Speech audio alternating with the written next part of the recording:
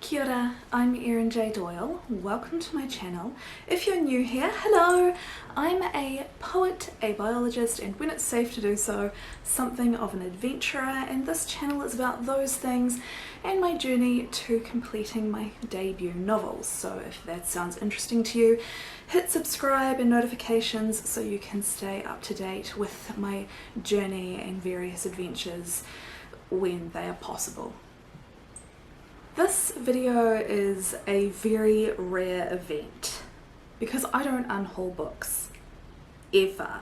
This is the third unhaul of my entire life, and that includes the time that I sold all of my worldly possessions before gallivanting off to Europe. So when I say this is a one-off that you may never witness again on this channel, oh, I mean it. Up until last year, my bookshelves were arranged basically based on where I thought things looked good, but there was no real organisation, and I decided to rearrange my books according to genre. And when I started doing this, I knew that in amongst the chaos of my shelves, there were 3, 4, maybe 5 books I hadn't read, and I thought I'd put them together so I could easily find them when I went to look for something to read next time. But then I found more than 5 books. I found 89 unread books. Having realised that I had very close to 100 unread or partially read and then put aside for another time, not quite DNF'd but close, type books, I decided last year, no more books. For me, I will only read the books that I have on my shelf. That year I read 49 books.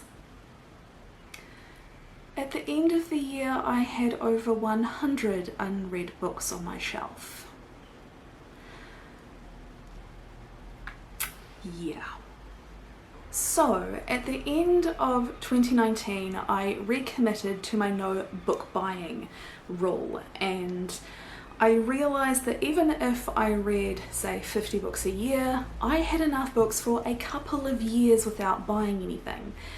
And I realised that this wasn't completely realistic to say to myself, no books at all. So I worked in a couple of exceptions. I decided that I wasn't to buy books unless I personally knew the author, because obviously buying your friend's novel is very important. And I was allowed to buy a book if it was part of a series which I was already reading. So if I owned books 1 and 2, I was allowed to buy book 3 when it came out, because it would be A, very, very painful not to, and also I didn't want to, get varying cover art or sizes just because I didn't get the first printing edition, that kind of thing. So for 2020, I've pretty much stuck to it. I think I have bought 1 book all year, and even that was only because I was having an extraordinarily bad day, and then the donut shop disappointed me as well, and I had to pass the bookstore in order to get home, and I went in to buy my friend's book, and then I had a little tiny accident and bought something else as well. But other than that, I have stuck to it. A little while ago, well actually probably at the beginning of the year, I've been thinking about this for a while, I started thinking about how there were actually quite a few books on my TBR shelves that I actually didn't care about at all. Some of these were books that I had just picked up for free with no real knowledge of what they were about. It was just kind of, oh, it's a free book, I know that sounds alright, mine. Others were books which I had started reading and then put aside thinking maybe I would try them again another day, but that day hadn't come. And there were books which I had picked up because I had heard good things, but I was a little bit dubious about them. And then there were all these books that I still wanted. And then with the massive level 4 shutdown that New Zealand had at the beginning of the year, where for 4.5 weeks the only businesses that were open were essential services, so the doctor, the supermarket, that was it. Like, you couldn't even get a takeaway coffee. Literally nothing was open if it wasn't essential to life. And there was a lot of talk on social media about how we could support small businesses and people, you know, starting, not movement, initiatives to, you know, buy vouchers and that kind of thing to try and support small businesses through the shutdown. And there was definitely some chatter about how do we support our independent bookstores. And this sort of got me thinking, perhaps what I would do is go through my colossal stack of unread books and unhaul everything that I wasn't genuinely excited to read, and for every book that I unhaul I could replace it with one book from my list of things I really want if I could get it from one of my local independent bookstores. There's more to that story, but that'll wait for the next video because I've decided to split this in two. So this is the first video, the unhaul, and then there will be a second video where I show you what I get. I'm well aware that I'm probably going to use the phrase "and next" or "and the next one" many times in this video, but I don't know how else to word it. I apologize in advance. Okay, so the first book that is being set free from my shelves is Towards Another Summer by Janet Frame. I do feel kind of bad for getting rid of this one because A, it was a gift, but I know they didn't pay for it, so reduced guilt. But also, this is by a fellow New Zealander and I feel this patriotic duty to enjoy and promote New Zealand authors. But this was also published after she passed away, so again, I feel slightly less guilt for not being excited about it. I have read a very small amount of it and it just didn't lure me in. There was a phrase in the story that was being used too many times and was a little bit too abstract for me to enjoy it. It's obviously just a personal preference thing, but yeah, it didn't grab me, so I'm giving it up. Next one, told you I'm going to say that sentence quite a lot, is The Secret History. I picked this up because I've heard a lot of people talking about it. It was just free to a good home, so I was like, oh yes, that'll do. But I have since heard quite a few people saying it's very pretentious, and I don't do pretentious people or characters, not a thing I'm going to enjoy. And then I saw Jessie from Bowties and Books say that this was terrible, and they ranted about how much they hated it quite a bit, and they specified fat phobia and racism amongst their reasons for disliking it, and I thought, well, that's enough reason for me to DNF it, not DNF, unhaul it. So yeah, that's going. Another classic, I'm also getting rid of The Secret Garden. Again, this is a book that I just grabbed for free because I've heard good things, but then I had to have a bit of a rethink because child protagonists, not something that I enjoy. I think I've just become this very, very hateful old woman who wishes children would just behave and spare me your sass, thank you, young lady. So I feel like a child protagonist going off and having an adventure is just something I have historically not enjoyed. For example, don't hate me, but I really hate Alice from Alice in Wonderland. And I'm a little bit afraid that this is going to be a little bit more of that. So I'm just going to give it a pass. Next, another freebie. I know this much is true. I think when I grabbed this, the title seemed familiar and I thought, I'm sure I've heard of that, I'm pretty sure it's good. I've realised since that I was mistaking it for a book by Gloria Steinem. It's just not the book that I thought it was going to be. It doesn't actually sound terrible when I read the blurb, but I also am not particularly excited, so that's going to go as well. Right, next I've got a book that I DNF'd this year. Tropic of Cancer is something that was in my banned book TBR earlier this year, and ooh, I hate it. Like, it's not the worst thing I've ever read, yeah, I have a bit of a rant. Sorry if you just heard the truck. I don't live in a classy neighbourhood. I ranted quite extensively, I think, about this in my wrap-up video for my band TBR, so I'll link that if you're interested in hearing me rant about how I don't really like this book. But yeah. Next up is The Pact. I have read the blurb for this several times in my process of trying to decide what to keep and what to give up, and I still can't remember what it's about. It's just not sinking into my brain, and so I've decided if the blurb can't do anything for me, I'm not gonna try. I'm also going to get rid of The Construction of Whiteness, White Women, Race Matters. I did start reading this, and it is extremely dry academic writing, which I mean I can do, but it's not what I want when I read non-fiction. That's kind of what I read at work. I don't want to read it on my way to work on the train. However, I thought if the content is good, I will force myself past the intro, maybe it'll get better. But then it became very evident that this is a white woman talking with other white women about racism in feminism. And I get the general impression from the small bit that I read that the author is sort of trying to think about intersectionality within feminism and that being a pro, and oh no, the lighting! It was overcast when I started filming. Is that better? Okay. Where was I? Yes.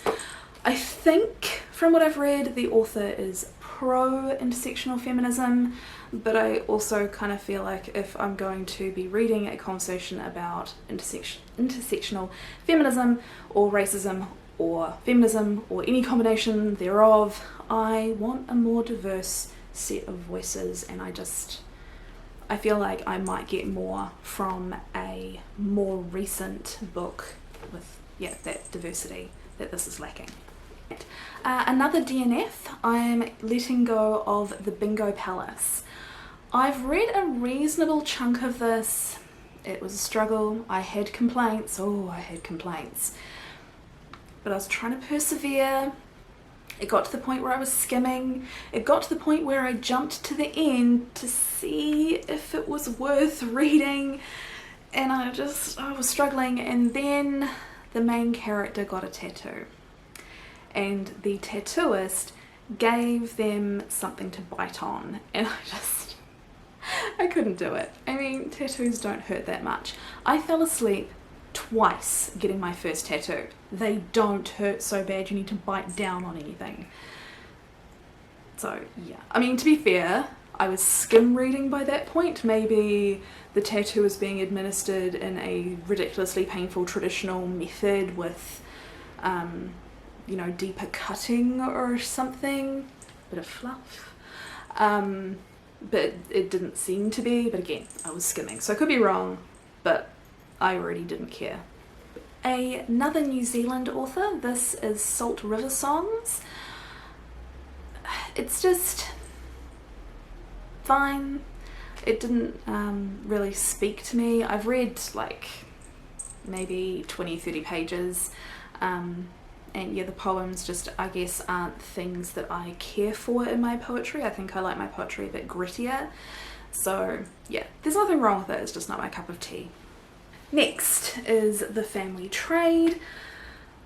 Picked it up because it kind of sounded like it was a fun kind of interdimensional adventure. I got to the first paragraph of the second page and went, no. So because I wasn't excited enough about it, I couldn't kind of push past that initial moment. So I'm going to let this one go as well.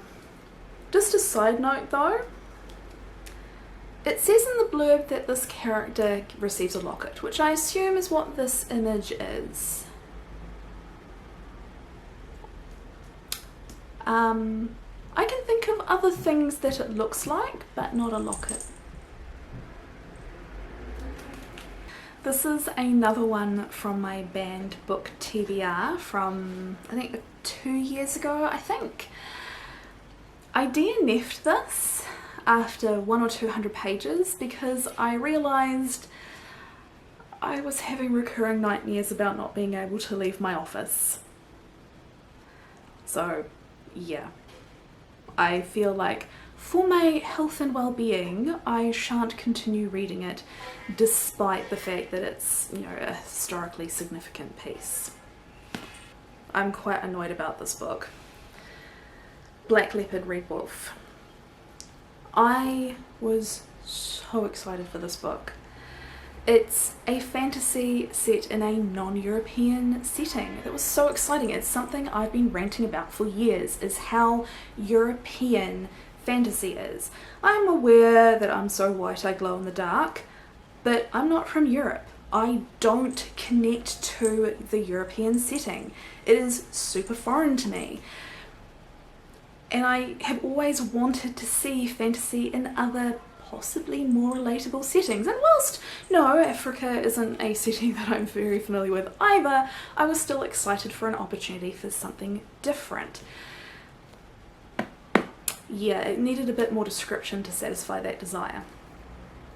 But aside from that little bit of disappointment, I've read about 200 pages of it, give or take, and I despised every single word.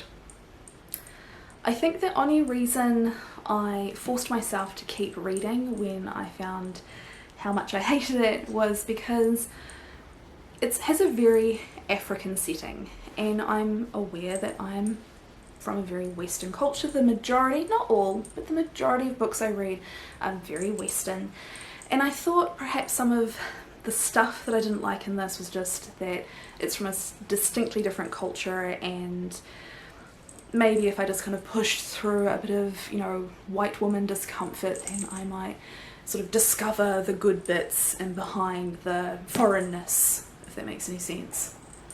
So yeah, I was prepared to put some effort in to get to the good bit, even though initially I was like, oh, I don't like this. I think I gave it enough pages to get to the good bit. No, couldn't find the good bit. What I found was a lot of material that I think a lot of readers would find extremely triggering, and a lot of violence and stuff that didn't noticeably contribute to any kind of character development or plot. Obviously it's a DNF, so perhaps stuff came out later and, you know, I'm just missing out by not finishing it, etc. But I was just having a miserable time with it. So yeah, I'm just gonna give up on this one. Next is The God Delusion. I haven't read any books by Richard Dawkins before, but I've heard lots of good things, so when I saw this up for grabs, just like left on the table in the staff room at work, I was like, haha! But then the moment I touched it, several people were like, yeah, that's not one of his good ones, and I was like, oh, well, that makes me want to read it, thank you. So yeah, I've had several people be like, about it. And I generally trust my colleagues' opinions about books, so that really killed my interest right off the bat. And it hasn't been rekindled in the many months that I've had the book since then, so I'm just gonna let it go. Next is The Gathering. This is, or was I should say, a required text for a creative writing course I took at university, which I never read. I did make a start sometime after that course finished, and I just, yeah, it didn't grab me. I was willing to persevere with it because the book recommendation came from someone that I really respect, and like, if this person tells you to read a book, you should probably read it. But yeah, I couldn't see why in the bit that I read, so it's an early DNF and now being unhauled. Next, I'm getting rid of Silken Song. I made a start on this. I had a couple of like, ugh, this book, I feel like it's like, from the bit that I read, I was getting the feeling like it might be unnecessarily long. But more importantly, there was like a thing that the author was doing which irritated me, and when I came to deciding if I was going to keep it or not, I did look at the reviews on Goodreads, and I saw a couple of people had, whilst Mimi had given it very good reviews, there were a couple who had said, yeah, don't appreciate the treatment of race in that, and I was like, oh, well, decision made then. My memory card was full, so time has passed. And now I'm getting rid of Votes for Women. This was published in 1958. I don't know why I even picked it up. I don't know why I own it. Obviously it was free and I went, woo! Not that the topic's disinteresting. Anyway, not the point. The point is, when I was trying to decide if I would keep it or not, I looked up the reviews on it, and yeah, the people who have reviewed this have basically led me to understand that this book was written by a man who had himself some opinions. And the final book that I'm going to be getting rid of is Milk and Honey. I have had this book for forever, like since it came out. It's not my kind of poetry, but I bought it anyway because, well, to be honest, I went into the bookstore drunk. And I opened it to this page, if I can get it in focus. And drunk me saw that and thought, oh, that's genius, and bought it. And sober me was considerably less impressed. I have given it a try whilst sober, and yeah, it's just not my kind of poetry. So that one is going as well. And that brings us to the end of my third in my life ever book unhaul. I think that was 15 books, which means I now get to go and buy up to 15 books. And very excitingly for you, I've actually been working on the buying of these 15 books for several months, so the video for that won't be far away. So if you would like to see that video, don't forget to hit notifications so you don't miss it. If you enjoyed this video, do give it a like, it helps my channel out, and I will see you next time. Bye! Okay, so quick confession time. I finished filming and then I immediately went to finish the follow-on haul video because I got all the books, and discovered I actually had bought more books than I was getting rid of. So I, for the sake of like sticking to the rules, went back to my TBR shelf and picked a couple more books to get rid of to allow for the incoming. I'm going to also get rid of On the Trail of Genghis Khan. It actually sounds really good, but it's been on my shelf for like 6 years and I've only read like the introduction, so I think I can let it go. I'm also going to get rid of The Witches, Salem 1692, A History. Again, it's probably super interesting, but I have to make room for other things. And finally, the Journal of Urgent Writing, which I think came out in 2015 or 16. It feels less urgent now, so I think it can go as well. So those are the books that I'm going to get rid of.